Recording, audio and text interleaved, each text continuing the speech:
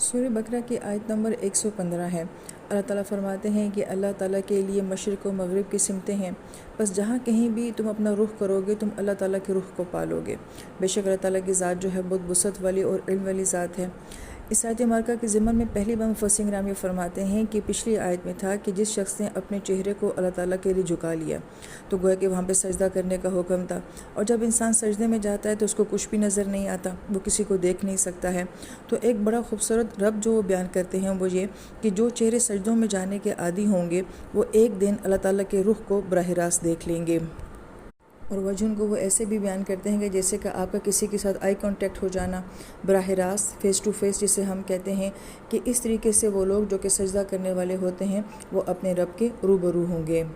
پھر آیت مبارکہ میں تولو کا لفظ آتا ہے۔ علماء کرام یہ فرماتے ہیں کہ ایک لفظ واللہ ہے اور ایک لفظ تتولہ ہے۔ واللہ کا مطلب ہوتا ہے کہ خود سے پھر جانا کسی چیز کی طرف، جبکہ تولو کا معنی ہوتا ہے کسی دوسرے کو پھیر دینا۔ اگر اس آیت مبارکہ کو نماز کے ساتھ جو ہے وہ ریلیٹ کیا جائے، کیونکہ پچھلی آیت مبارکہ میں مساجد کی بات ہو رہی تھی اور یہاں پہ جو عمل بیان کیا جا رہا ہے وہ نماز کا ہے، تو گویا کہ نماز ایک ایسا عمل ہے جو کہ خاموش دعوت ہے۔ آپ واعظ نہیں کرتے، آپ تبلیغ نہیں کرتے، آپ کسی کو کوئی نصیحت نہیں کرتے، مگر آپ کی نماز کا اثر جو ہے وہ بہت وسعت رکھتا ہے، یہ سامنے والے کے اوپر بہت گہرا اثر جو ہے وہ چھوڑتا ہے۔ اور بالخصوص ایسے معاشرے میں جہاں نماز پڑھنے کا رجحان ہی نہ ہو، ہم گھبراتے ہیں کہ ہم ایسے ماحول میں نماز کیسے پڑھیں، لیکن علماء کرام یہ فرماتے ہیں کہ وہاں پہ اگر انسان اپنے پورے ایمان کے ساتھ جو نماز پڑھتا ہے تو کتنے ایسے لوگ ہوں گے جو اس کی نماز کو دیکھ رہے ہوں گے، تو اگر تو وہ اہل ایمان ہوئے تو کم سے کم یہ احساس تو ہوگا کہ یہ پڑھنے والا ہے اور ہم پڑھنے والے نہیں ہیں۔ اور جو نماز کے عمل کو نہیں بھی جانتے ہوں گے تو نماز کے اندر کا جو سکون اور جو خوبصورتی ہے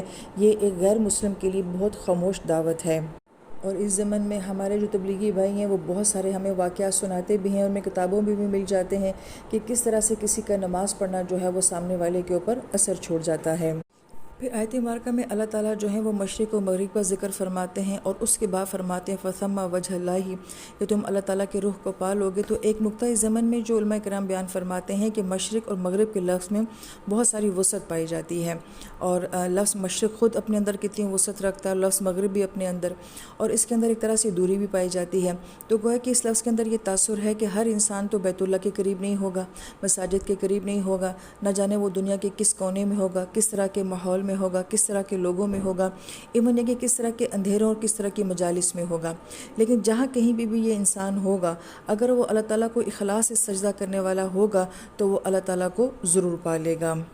لہٰذا وہ یہ فرماتے ہیں کہ آیت مبارکہ میں جب مشرق و مغرب کی بات کی جا رہی ہے، دوری کی بات کی جا رہی ہے،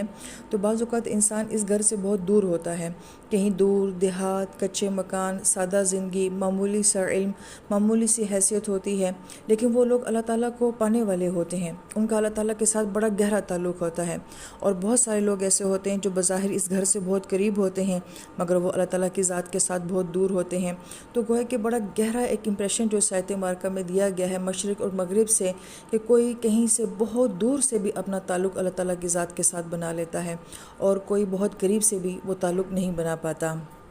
پھر اس آیت مبارکہ کے ضمن میں مفسرین کرام بہت ہی اہم نقطہ یہ بیان کرتے ہیں کہ ہم میں سے اکثر لوگ یہ کہتے ہیں کہ ہمارے گھر کا ماحول صحیح نہیں ہے، ہمارے ملک یا شہر کا ماحول، ہمارے آفس کا ماحول صحیح نہیں ہے، ہم سے عمل نہیں ہو پاتا ہے۔ تو اللہ تعالیٰ نے اپنے نبیوں کو اور بالخصوص نبی علیہ السلام کو کس طرح کے ماحول میں بھیجا تھا۔ مکہ کا ماحول بدترین ماحول تھا، ہر طرح کا شرک اور ظلم وہاں پہ تھا۔ مدینہ شریف میں جاتے ہیں تو وہاں پہ ہر طرح کا زنا اور سود جو ہے، اس ماحول میں اللہ کے نبی کو جو کہا جا رہا ہے کہ آپ نے دین کا کام کرنا ہے۔ لہٰذا اس سے ہمیں جو اہم بات سمجھ آتی ہے وہ یہ کہ اسلام کا تعلق جو ہوتا ہے وہ جگہوں کے ساتھ نہیں ہوتا بلکہ رویوں کے ساتھ ہوتا ہے۔ لہٰذا آج کا کوئی انسان یہ بات نہیں کہہ سکتا کہ میں باہر کے ملک میں رہتا ہوں یا میں فلاں ماحول میں رہتا ہوں، تو گویا کہ نبیوں کی زندگی سے ہمیں یہ بڑا اہم سبق ملتا ہے۔ اور بڑی پیاری بات مفسرین کرام یہ فرماتے ہیں کہ لفظ تولو کے اندر یہی معنی تھا کہ آپ نے کسی دوسرے کو جو ہے وہ دین کی طرف پھیرنا ہے،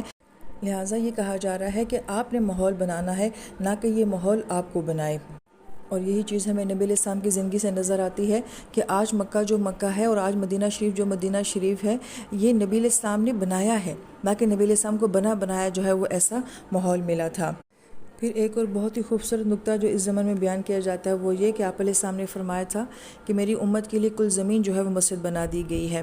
اس حدیث مبارکہ کا یہ مفہوم بھی ہے کہ یہ امت جہاں چاہے نماز پڑھ سکتی ہے، چاہے وہاں پہ کوئی مسجد نہ بھی ہو۔ لیکن اس کا ایک اور خوبصورت معنی جو بیان کیا جاتا ہے وہ یہ کہ تم جس جگہ بھی اچھی نماز پڑھو گے وہ زمین تمہاری بنا دی جائے گی۔ یعنی ایک اچھی نماز جو ہوتی ہے وہ دنیا میں ایک اچھا ماحول اور اس جگہ کو جو ہے وہ خوبصورت بنا دیتی ہے۔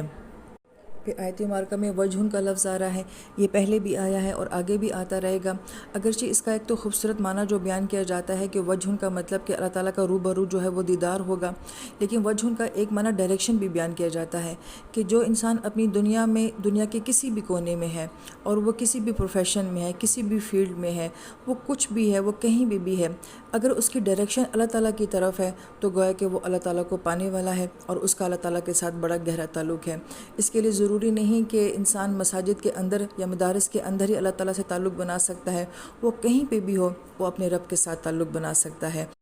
لہٰذا ڈائریکشن کا صحیح ہونا بہت ضروری ہے، چاہے انسان کسی بھی کردار میں ہو، کسی بھی کام میں ہو، کسی بھی ماحول میں ہو، لیکن اس کی ڈائریکشن صحیح ہونی چاہیے۔ پھر آیت مبارکہ کے آخر میں اللہ پاک نے اپنی صفت وسعت کو لایا کہ اللہ تعالیٰ وسعت والے اور علم والے ہیں۔ تو علماء کرام یہ فرماتے ہیں کہ گویا کہ یہاں پہ نماز کی اور سجدوں کی بات کی جا رہی ہے، تو انسان کی نماز کا عمل اور اس کے سجدوں کا عمل، اس کے اندر کتنی وسعت ہے، اللہ پاک نے اس کے اندر کتنے اثرات رکھے ہوئے ہیں، یہ کہاں کب کدھر کیسے ماحول کے اوپر، انسان کی اپنی ذات کے اوپر، دوسروں کے اوپر کیا اثر ڈالتے ہیں، اس کے اندر بہت وسعت ہے۔ اور کہاں نماز، کہاں مسجد یا کہاں کسی کا عمل کیا اثر چھوڑ رہا ہے، کیا اثر ڈال رہا ہے، یہ علم صرف اللہ تعالیٰ کی ذات کے پاس ہے۔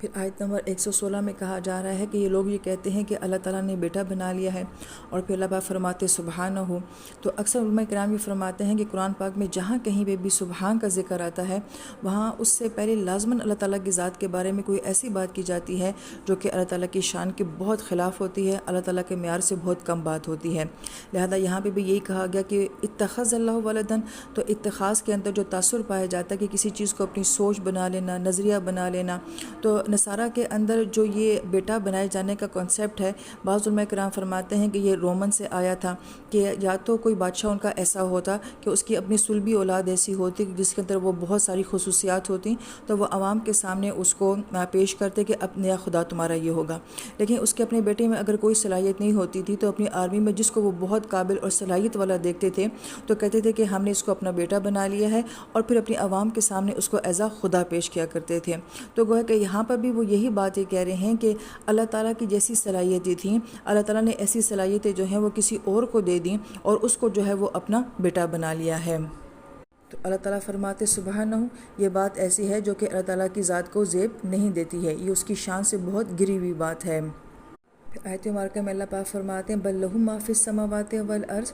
یہاں پہ علماء کرام جو نقطہ بیان کرتے ہیں کہ جہاں کہیں ماں آسمان کے ساتھ اور زمین کے ساتھ دونوں جگہوں پہ آتا ہے تو اس کا مطلب ہوتا ہے کہ وہاں پہ موضوع کا تعلق جو ہے وہ آسمانی دنیا کے ساتھ بھی ہے اور زمینی دنیا کے ساتھ بھی ہے۔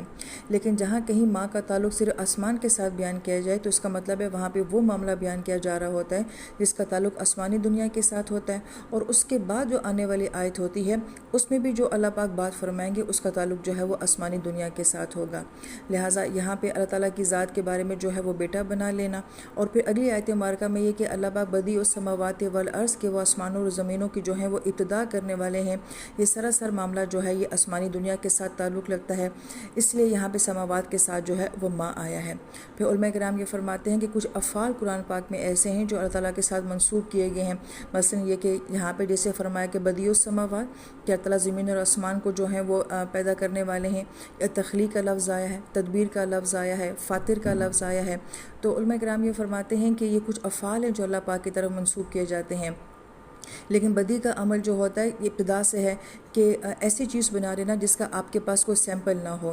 وہ چیز جو پہلی مرتبہ بنائی گئی ہو اس کو جو ہے لفظ بدی کے ساتھ بیان کیا جاتا ہے۔ تو گویا کہ آسمان اور زمینوں کو اللہ پاک نے ایسا بنایا ہے کہ اس سے پہلے اس کا کوئی سیمپل یا نمونہ جو ہے وہ موجود نہیں تھا۔ اور پھر اس کے بعد آیت مبارکہ میں کہا گیا کہ جب اللہ پاک کسی کام کا ارادہ فرماتے ہیں تو کن کہتے ہیں فیکون ہو جاتا ہے، لہٰذا یہ معاملہ بھی سراسر آسمانی معاملہ ہے اور اس کے اندر کسی ٹائم کا کوئی تعلق نہیں ہے۔ تخلیق کا معاملہ ایسا ہے، تدبیر کا معاملہ ایسا ہے کہ جس اس میں ایک ٹائم اور وقت کا تعلق ہے، لیکن جب کن کا معاملہ آتا ہے تو علماء کرام فرماتے ہیں کہ اس میں ٹائم نکل جاتا ہے۔ اب اس کی حقیقت کیا ہے یہ اللہ پاک کی ذات کے سوا کوئی نہیں جانتا۔